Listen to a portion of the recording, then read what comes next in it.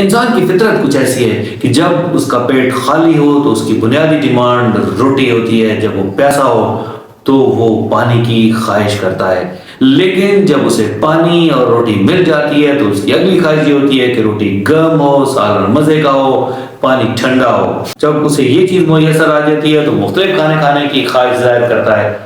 اور پھر وہ یہ کہتا ہے کہ اچھی اچھی پلیٹوں میں کھانا ہو، جہاں میں بیٹھا ہوں وہاں کا ماحول اچھا ہو۔ گریجولی جاتے جاتے جاتے اور پھر وہ چاہتا ہے کہ میں سونے کے پلیٹوں میں کھانا کھاؤں اور میرے کھانے کے جو چمچ ہیں وہ سونے کے ہوں۔ اور جب قومیں اس لیول پہ آتی ہیں تو پھر ان کا ڈکلائن شروع ہو جاتا ہے۔ بسم اللہ الرحمن الرحیم۔ السلام علیکم سامعین محترم، امید ہے آپ خیریت سے ہوں گے۔ آج کا جو ہمارا ٹاپک ہے وہ اپنے وسعت کے لحاظ سے بہت بڑا ہے، لیکن میری کوشش ہوگی کہ اس اتنے وسیع ٹاپک کو تھوڑے سے ٹائم میں آپ کے سامنے ایلیبوریٹ کرنے کی کوشش کروں، اور اس کے بعد ہم ایک سیریز بنائیں اسی ٹاپک کے اوپر، جس کے اوپر آپ کے ساتھ ہم سیر حاصل بات کر سکیں۔ آج کا جو ٹاپک ہے وہ تہذیبوں کے بارے میں ہے، سویلائزیشنز کے بارے میں ہے۔ ہم نے فیوچر کے اندر اس کو یہ ڈسکس کرنا ہے کہ تہذیبیں بنتی کیسے ہیں، تہذیبیں اپنے عروج پر کیسے پہنچتی ہیں، اور پھر تہذیبیں ختم کیسے ہو جاتی ہیں۔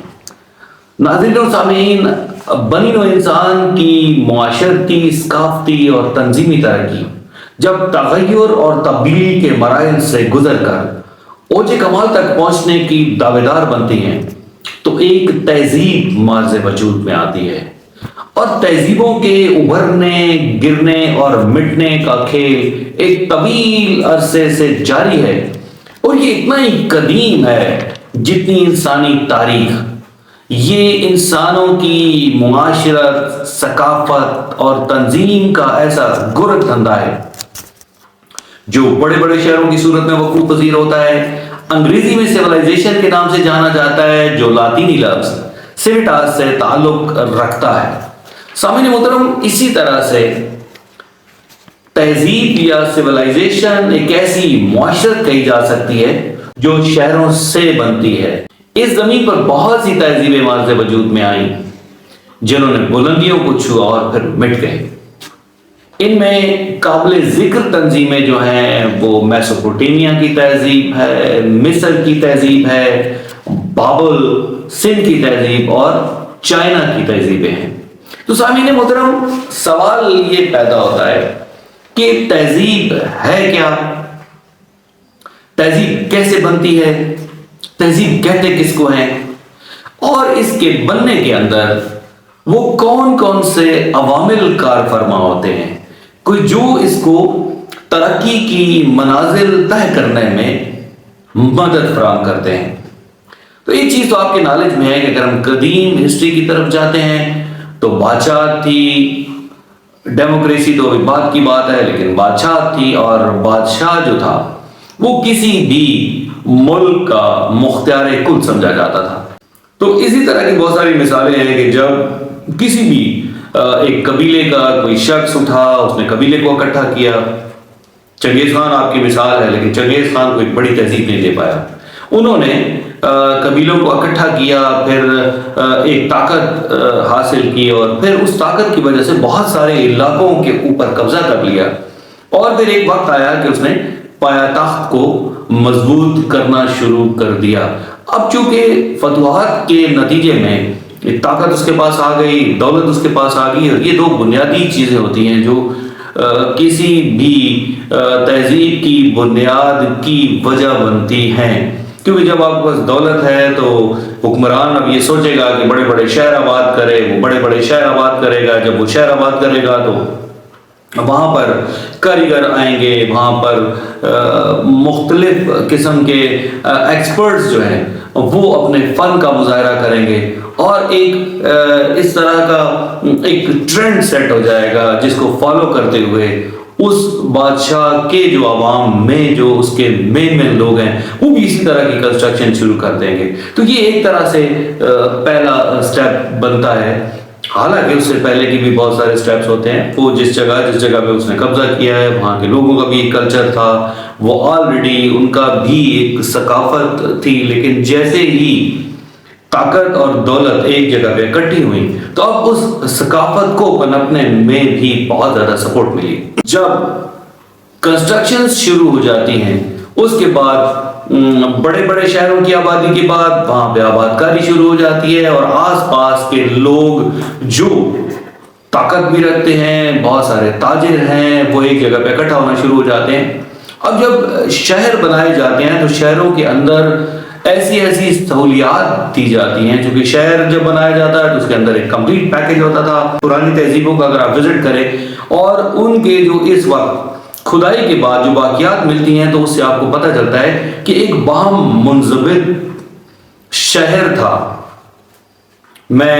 موئنجوداڑو کو جا کے میں نے دیکھا، میں نے ہڑپا کو جا کے دیکھا۔ موئنجوداڑو میں جا کر میں نے دیکھا کہ ایک باقاعدہ طور پر گلیاں تھیں، وہاں پہ اناج کو ایک جگہ پہ اکٹھا رکھنے کے جو ہیں انہوں نے گودام بنائے ہوئے تھے، ان کے غسل خانوں کو جا کے دیکھا، اور گلیوں کے ساتھ سامعین محترم اس کو میں نے دیکھا کہ وہاں پر باقاعدہ طور پر جنگ باسکٹس بنی ہوئی تھی جن کے اوپر کوئی بھی چھوٹی موٹی جو خراب چیزیں ہیں جیسے کاغذ ہے یا کوئی ایسی چیزیں ان کو وہاں پھینکنے کا طریقہ کار بھی تھا۔ اسی طرح سے وہاں پر جو سسٹم بنایا گیا پانی کی نکاسی کا بہت زیادہ زبردست سسٹم تھا۔ آج دو کہ جب کوئی تہذیب مٹ جاتی ہے اور اس کی کھدائی جب کی جاتی ہے تو اس کی وہ جاؤ حشمت تو سامنے نہیں آتی، لیکن اس کی باقیات یہ بتاتی ہیں کہ وہ سسٹم کتنا اچھا تھا۔ تو قدیم تہذیبوں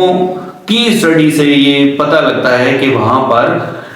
دولت کی وجہ سے، وہاں پر تعمیرات کی وجہ سے، چونکہ دولت آتی ہے تعمیرات ہوتی ہیں، میں نے پہلے بھی آپ کو بتایا۔ پھر آہستہ آہستہ وہاں پر جو ہے وہ آسائشوں کا خیال رکھا جانا شروع ہو جاتا ہے۔ جو وہاں کا حکمران ہوتا ہے اس کے محل کے اندر دبی قسم کی قالینیں لگائی جاتی ہیں، وہ ایک صنعت جو ہے وہ چل پڑتی ہے۔ باقی جو ہیں وہ مختلف قسم کے جو برتن بنائے جاتے ہیں تو وہ ایک طرح کی صنعت چل پڑتی ہے۔ اس طرح مختلف شاعر وہاں پہ آتے ہیں، ادیب آتے ہیں، مختلف قسم کے لوگ اپنی اپنی صلاحیتوں کو کیش کروانے کے لیے آپ کہہ لیں یا وہاں پر ان کو مواقع ملتے ہیں تو وہاں پہ اکٹھے ہو جاتے ہیں۔ اس طرح جو بادشاہ ہے وہ ایک منظم فوج کا سسٹم بناتا ہے، جس کے تحت سٹارٹ میں تو اس نے یہ کیا کہ وہ اٹھا، اس نے اپنے کچھ کمانڈرز بنائے اور ان کے ذریعے وہ اٹھا اور اس نے فتوحات شروع کر دی۔ لیکن اب جب سیٹل ہونے کی جگہ ہے، سیٹل ہونے کی بات ہے اور ایک جگہ کو اپنا مرکز بنانے کی بات ہے تو اس میں اس نے جو ہے وہ فوج کے اندر باقاعدہ طور پر رینکس بنائے، ان کی ذمہ داریاں بنائیں، پھر ان کو سہولیات دینے کی بات ہوئی۔ جب سہولیات دینے کی بات ہوئی تو الگ کینٹ بنائے گئے۔ تو یہ ساری کی ساری چیزیں جب اکٹھی بن رہی ہوتی ہیں، ناظرین ایسا نہیں ہوتا کہ ایک وقت میں کوئی بھی تہذیب ایک پہلو کو کر رہی ہوتی ہے اور اس کا دوسرا پہلو نظر انداز ہوتا ہے، یہ نہیں ہے۔ یہ ایسا نہیں ہے کہ صرف بلڈنگز بن رہی ہیں اور باقی چیزیں جو ہیں وہ پنپ نہیں رہی۔ ساری کی ساری چیزیں سائملٹینیسلی ساتھ چل رہی ہوتی ہیں اور وہ ترقی کی منازل طے کر رہی ہوتی ہیں۔ اس ترقی کے دوران ان کے رسوم و رواج کے اندر تبدیلی آتی ہے، ان کی معاشرت میں آتی ہے، ان کی معیشت میں تبدیلی آتی ہے۔ جب معیشت سٹرونگ ہو جاتی ہے تو باہر سے لوگ وہاں آتے ہیں، چونکہ دیکھیں بزنس جہاں بھی کہیں ملتا ہے، کاروبار جو ہے اس کے لیے بنی اور انسان نے بہت سفر کیا، خوراک کی خاطر کیا، سیفٹی کی خاطر کیا اور کاروبار کے لیے بہت سارا سفر طے کیا۔ تو جہاں پر کاروبار کے بہت زیادہ مواقع ہوتے ہیں وہاں پر باہر سے بھی لوگ آتے ہیں اور وہ اپنی رسوم و رواج، اپنا کلچر، اپنا رہن سہن، اس کے بہت سارے نقوش چھوڑ جاتے ہیں۔ تو ان میں سے جو اچھی چیزیں ہوتی ہیں وہ وہاں کے رہنے والے اڈاپٹ کرتے ہیں اور یوں ایک سلسلہ چلتا ہے کہ جس سے وہ تہذیب اوپر کی طرف اٹھنا شروع ہو جاتی ہے۔ اب اگلا سٹیپ یہ آ گیا کہ چینج آف پاور۔ انسان نے سارا زندہ نہیں رہنا، جب پہلا بادشاہ دنیا سے جاتا ہے تو یقیناً اور نارملی ایسا ہی ہوتا ہے کہ اس کی جگہ پر اس کا بیٹا، اس کا بھائی یا اس کا قابل جنرل جو ہے وہ بیٹھے۔ اب نارملی یہ ہوتا ہے کہ پہلی، دوسری، تیسری، چوتھی، پانچویں نسل تک جو لوگ وراثت میں آتے ہیں یا ڈاؤن چین میں آتے ہیں حکمرانی میں، وہ لوگ جو ہوتے ہیں انہیں احساس ہوتا ہے کہ ہمارے بڑوں نے کتنی مشکل سے اس علاقے کو حاصل کیا اور یہ سارا کچھ جو حاصل کیا گیا ہے اس کو ہم نے نہ صرف مینٹین رکھنا ہے بلکہ اس کو ہم نے آگے بڑھانا ہے۔ تو وہ ہر وہ چیز جس کی بنیاد رکھی گئی تھی، مثال کے طور پر کنسٹرکشن میں، تعمیر سازی کے اندر سٹارٹ کے جو قلعے بنائے جاتے ہیں ان میں، اور جب دولت بڑھ جاتی ہے، جب ایک سیٹل جو ہے وہ گورنمنٹ ہوتی ہے، تو بعد کے جو قلعے ہوتے ہیں، بعد کے جو شہر ہوتے ہیں، ان کے اندر جو کنسٹرکشن کا سٹائل ہے، ان کے اندر جو سہولیات ہیں وہ دوسروں سے مختلف ہوتی ہیں، بلکہ اوپر کی طرف جا رہی ہوتی ہیں۔ ترقی کا پہیہ ہے وہ ہمیشہ آگے کی طرف جاتا ہے، until or unless کوئی بہت بڑی آفت آ کے اس کو گرا نہ دے، اس کو ختم نہ کر دے۔ تو ایک طرف تو یہ سارے سسٹم چل رہے تھے، دوسری طرف دیکھیں خوراک کے بغیر انسان زندہ نہیں رہتا، پانی کے بغیر انسان زندہ نہیں رہتا۔ تو جہاں پر پانی وافر مقدار میں ہوتا ہے، جہاں پہ خوراک وافر مقدار میں ہوتی ہے، وہاں پر لوگ رہنا پسند کرتے ہیں۔ انسان کی فطرت کچھ ایسی ہے کہ جب اس کا پیٹ خالی ہو تو اس کی بنیادی ڈیمانڈ روٹی ہوتی ہے، جب وہ پیاسا ہو تو وہ پانی کی خواہش کرتا ہے، لیکن جب اسے پانی اور روٹی مل جاتی ہے تو اس کی اگلی خواہش یہ ہوتی ہے کہ روٹی گرم ہو، سالن مزے کا ہو، پانی ٹھنڈا ہو۔ جب اسے یہ چیز میسر آ جاتی ہے تو مختلف کھانے کھانے کی خواہش ظاہر کرتا ہے، اور پھر وہ یہ کہتا ہے کہ اچھی اچھی پلیٹوں میں کھانا ہو، جہاں میں بیٹھا ہوں وہاں کا ماحول اچھا ہو۔ گریجولی جاتے جاتے جاتے اور پھر وہ چاہتا ہے کہ میں سونے کے پلیٹوں میں کھانا کھاؤں، اور میرے کھانے کے جو چمچ ہیں وہ سونے کے ہوں۔ اور جب قومیں اس لیول پہ آتی ہیں تو پھر ان کا ڈکلائن شروع ہو جاتا ہے۔ میں بات کر رہا تھا کہ پہلے جو بادشاہ ہوتے ہیں وہ نارملی اپنا جو ان کا بڑا ہوتا ہے جس نے وہ بنیاد ڈالی ہوتی ہے حکومت کی، اس کے نقش قدم پر چلتے ہیں، لیکن بعد میں کچھ لوگ بدقسمتی سے ایسے آ جاتے ہیں کہ جو تصال پسند ہیں، جو اس قابل نہیں ہیں، اور وہ پھر اس طرح سے ٹریپ ہو جاتے ہیں کہ اس کے آس پاس کے جتنے لوگ ہیں، شاعر ہیں یا مختلف قسم کے لوگ ہیں، وہ اس کے قصیدے گانا شروع کر دیتے ہیں، اور وہ وہی اس کو سناتے ہیں جو وہ سننا چاہتا ہے۔ اس کو تنقید بری لگتی ہے، اور تصاول پسندی جو ہے اس کا روز کا معمول ہو جاتا ہے، اور وہ رنگ رلیوں میں کھو جاتا ہے۔ جب وہ رنگ رلیوں میں کھو جاتا ہے تو آہستہ آہستہ اس کا جو کنٹرول ہے وہ حکومت کے اوپر کم ہوتا جاتا ہے، لہذا انتظام ڈسٹرب ہو جاتا ہے شہر کا۔ جب شہر کا انتظام ڈسٹرب ہوگا، قانون کی حکمرانی نہیں ہوگی، عدل نہیں ہوگا۔ ناظرین محترم، عدل ایک بنیادی چیز ہے جو کسی بھی معاشرت کے لیے ریڑھ کی ہڈی کا درجہ رکھتا ہے۔ تو جیسے جیسے عدل کمزور ہوتا ہے تو وہ معاشرت کمزور ہونا شروع ہو جاتی ہے، امیر جو ہے وہ غریب کے اوپر ظلم کرنا شروع کر دیتا ہے۔ اسی طرح سے یہ تو وہ چیزیں ہیں کہ جو آپ کی اندر کی ٹوٹ پھوٹ کا شکار تہذیبوں کو تیزی سے ڈکلائن کی طرف لے کے جا رہا ہوتا ہے۔ لیکن سامعین محترم، اس میں یہ بھی ہے کہ جب قومیں بد کرداری کی انتہا کو چھوتی ہیں تو اللہ رب العزت جو انسانوں کو ان کے گناہوں پہ ڈھیل دیتا ہے اس کی پکڑ آ جاتی ہے۔ تو قرآن میں ایسی بہت ساری بستیوں کے بارے میں ہے جن کو اللہ رب العزت نے ان کی گناہوں کی وجہ سے برباد کر دیا اور وہ پھر نہیں بسی۔ اسی طرح سے قحط کا جو ہے وہ آ جانا، ایک آل آف سڈن جو ہے وہ جو انوائرمنٹ کا بدل جانا، یہ بھی ایسے فیکٹرز ہیں۔ یا کوئی اور قوم اس نے حملہ کر کے اس قوم کو شکست دی، اور وہ لوگ جو اپنی ثقافت میں آگے بڑھ رہے تھے وہ غربت کا شکار ہو جاتے ہیں، اور دوسری قوموں کے زیر نگیں ہو کر ان کا سسٹم بکھر جاتا ہے، ان کی ثقافت پہ حملہ ہوتا ہے، ان کی معیشت خراب ہوتی ہے، تو الٹیمیٹلی اس کی معاشرت بھی خراب ہو جاتی ہے، اور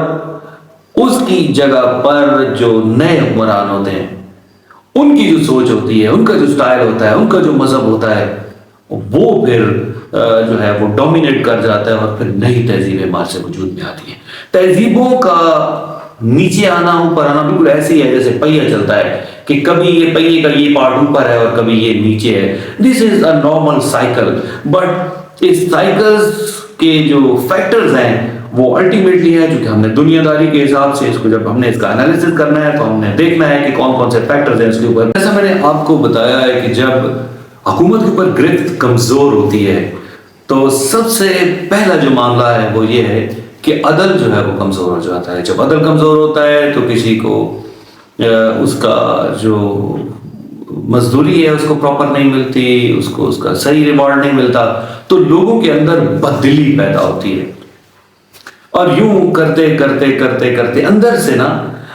ایک بددلی کا شکار ہو جاتی ہے قوم. اور ساتھ ساتھ یہ ہے کہ اگر اسی دوران کوئی دوسری ریاست حملہ آور ہوتی ہے تو اس ریاست کو گرا دیتی ہے، یا اگر کوئی سیلاب آ گیا، کوئی ایسی انہونی ہو گئی، ایسی آفت آ پڑی تو جس سے وہ قومیں تباہ ہو جاتی ہیں. علم کی جو ترویج ہے وہ بھی تہذیبوں کے بننے میں بہت بڑا رول پلے کرتی ہیں. جب ایک سوسائٹی ایک سیٹل لیول پہ آتی ہے تو وہاں پر بڑے بڑے مدارس کا قیام عمل میں لایا جاتا ہے. پرانے وقت کی جو سکولنگ ہوگی وہ یقیناً بڑے شہروں میں آج کی جو سکولنگ ہے اس کے مطابق تو شاید نہیں ہوگی، لیکن اس وقت کی جو جدید ترین تعلیم ہے وہ اس ملک کے صدر مقام میں مہیا کی جاتی ہوگی، اور اس کے لیے تمام کی تمام جو کوششیں ہیں وہ بہم پہنچائی جاتی ہوگی. اس کے لیے ڈفرینٹ جو علماء ہیں اپنے اپنے سبجیکٹ کے ماہر ہیں، وہ ایک جگہ پر ایک بڑی جو وہاں کی درسگاہ ہوگی وہاں پہ وہ اکٹھے ہوتے ہوں گے. ایسا کے اندر ایک بڑی یونیورسٹی تھی، اسی طرح موجوداڑو کے اندر بھی ایک یونیورسٹی تھی. ان یونیورسٹی سے فارغ التحصیل طلباء جو ہیں وہ اپنے ملک کے لیے، اپنے آس پاس کے لیے بہت بڑی بڑی جو ایجادات مطلب کرتے ہیں، اور ان ایجادات کا جو فائدہ ہے وہ وہاں کی آبادی کو ہوتا ہے. تعلیم کی جو ترقی ہے وہ کسی بھی تہذیب کے لیے ایک بنیاد فراہم کرتی ہے، تو اس سے کسی بھی صورت میں انکار نہیں کیا جا سکتا. اور جیسے ہی قومیں تعلیم کی طرف توجہ کم کر دیتی ہیں، یہ نہیں کہ وہ تصال پسند ہو گئیں، وہ آرام پسند ہو گئیں، علم سے دور ہوتی چلی جاتی ہیں، تو پھر جو علم کی فائدے ہیں اس سے وہ دور ہو جاتی ہیں. ناظرین محترم، آپ نے دیکھا ہوگا کہ جب اسلامی تہذیب اپنے عروج پر تھی تو جابر بن حیان جیسے، الخوارزمی جیسے بڑے بڑے سائنسدان جو تھے وہ سامنے آئے، تو انہوں نے فلکیات کے اندر جو ہے وہ بہت کارائے نمایاں سر انجام دیے. جابر جو تھا اس نے الجبرے کی بنیاد رکھی. تو یہ ساری کی ساری جو چیزیں ہیں وہ مل کر ایک تہذیب کو بہتری کی طرف لے کے جا رہی ہوتی ہے اور تہذیب کامیابی کی طرف چلتی ہے. جب کسی بھی شہر کے رہنے والے عیاشی کی طرف آ جائیں تو وہ عیاشی ان کے لیے زہر قاتل بن جاتی ہے. وہ اذہان جنہوں نے یونیورسٹیز کے اندر تعلیم حاصل کرنی تھی، جنہوں نے تلوار اٹھانی تھی، وہ تلوار نہیں اٹھاتے، ان کے ہاتھ میں شراب کی بوتل آ جاتی ہے، وہ کردار سے یکسر عاری ہو جاتے ہیں. یہ بھی ایک بہت بڑا فیکٹر ہوتا ہے تہذیب پہ زوال آنے کا، کیونکہ کہیں بھی آپ دیکھیں جو بھی اس وقت نون ہسٹری ہے، نون ہسٹری کے اندر عیاشی اور کامیابی یہ اکٹھی نہیں چلتی ہے. سامعین محترم، یہ کچھ ایسے بنیادی فیکٹرز تھے جن کے اندر آپ نے دیکھا کہ کس طرح سے ایک تہذیب اوپر آئی، پھر نائل لوگ آئے، انہوں نے عدل چھوڑا، انہوں نے محنت چھوڑی، انہوں نے جو ایک پراپر ایک سسٹم تھا ان سسٹمز کو کمزور کرنا شروع کر دیا، وہ عیاشی کی طرف آئے. اور ہوتے ہوتے ہوتے ایک وقت آیا کہ کسی زلزلے کی وجہ سے وہ ختم ہو گئے، یا اپنے غلط کرتوتوں کی وجہ سے اللہ رب العزت کے عذاب کا شکار ہو گئے، کسی قوم نے ان کے اوپر حملہ کر کے ان کو ختم کر دیا، وہ بھوک سے مر گئے، یا پھر کوئی اور ایسا فیکٹر ہوا جس کی وجہ سے وہ ختم ہو گئے. تو اس طرح سے ایک تہذیب بنی، ایک تہذیب بام عروج پر پہنچی اور پھر یکسر ختم ہو گئی. لیکن سامعین محترم، ایک بات یاد رکھیے گا، سورج جب ڈوبتا ہے تو اگلی دن نئی صبح ہوتی ہے، نیا سورج نکلتا ہے اور وہ آب و تاب سے نکلتا ہے. آج کل کے دور میں بھی ہم نے پچھلی ماضی کی تہذیبوں کو سامنے رکھ کر ان عادات و اطوار کو اپنانا ہوگا کہ جو ان تہذیبوں کی بلندی کا سبب بنے اور ان چیزوں کے اوپر ہم نے توجہ دینی ہوگی کہ جن کی وجہ سے بہت ساری قومیں تباہ ہو گئیں، بہت ساری بڑی بڑی قوم ایسی ہو گئی کہ جو مٹ گئیں، اور ان میں سے بہت ساری ایسی ہوں گی کہ جن کے بارے میں آج کوئی نہیں جانتا۔ ہمیں بھی تاریخ سے سبق حاصل کرنا چاہیے، ہمیں بھی بحیثیت قوم یہ دیکھنا چاہیے کہ اس وقت ہم کس سٹیج پر کھڑے ہیں۔ تہذیبوں کے بننے، تہذیبوں کے عروج، تہذیبوں کا ڈاؤن فال اور تہذیبوں کے مرنے کے سائیکل کو بغور اسٹڈی کرنا چاہیے، اور اس امر کو سامنے رکھنا چاہیے کہ اگر ہم نے بحیثیت قوم دنیا کے سامنے رہنا ہے، ہم نے اپنے تشخص کو قائم رکھنا ہے، ہم نے اپنی زبان کو قائم رکھنا ہے، ہم نے اپنے مذہب کو قائم رکھنا ہے، ہم نے اپنے نظریے کو قائم رکھنا ہے اس علاقے میں، تو ہمیں کون کون سے کام کرنے چاہیے جس کی وجہ سے ہم اپنے آپ کو دنیا کے اندر منوا سکیں، لوگ ہمیں کاپی کریں، کیونکہ وہ زبانیں مر جاتی ہیں، وہ معاشرت ختم ہو جاتی ہے کہ جس کے محافظ اس کی حفاظت پوری طرح سے نہیں کر سکتے۔ دوسری بات یہ ہے کہ ہم نے ان کی طرف کتنی توجہ دینی ہے، ہمیں اپنے کریکٹر کو کتنا مضبوط بنانا ہے، ہم نے اپنے سسٹمز کو کتنا مضبوط بنانا ہے، اور ان سسٹم کی مضبوطی کے لیے ہر ایک شخص نے کام کرنا ہوگا۔ ہر ایک شخص جو ہے وہ تہذیب بنانے میں اپنا رول پلے کرتا ہے۔ جب آپ اپنے آپ کو قائم نہیں رکھتے تو یہ ایک قدرت کا دستور ہے کہ دوسری قومیں آپ کے اوپر غلبہ حاصل کر لیتی ہیں، اور یہ دوسری قومیں آپ کی تہذیب و تمدن، رسوم و رواج، آپ کے نظریے کو ختم کر دیتی ہیں، اور جہاں سے آپ کا زوال کی جو وہ ہے وہ تکمیل ہوتی ہے، وہیں سے ان کی بلندی کی ابتدا ہوتی ہے۔ اس سے پہلے کہ دوسری قومیں آپ کے اوپر غلبہ حاصل کر لیں، آپ کو زیر نگین کر لیں، ہمیں اپنے بارے میں سوچنا ہوگا۔ علم بانٹیں، خوشیاں بانٹیں، کہ یہ دونوں بانٹنے سے کم نہیں ہوتی بلکہ بڑھتی ہیں۔ اب اگلے لیکچرز میں انشاءاللہ ہماری کوشش ہوگی کہ مختلف تہذیبوں کو ڈیٹیل سے آپ کو بتائیں کہ وہ تہذیبیں کہاں پہ پنپی، کون سی فیکٹرز تھے کہ جب وہ تہذیبیں ختم ہو گئیں، اور وہ کتنا لمبا عرصہ چلی، اور ان کی طوالت کی وجہ کیا تھی، اور ان کے خاتمے کی وجہ کیا تھی۔ آپ کا بہت بہت شکریہ۔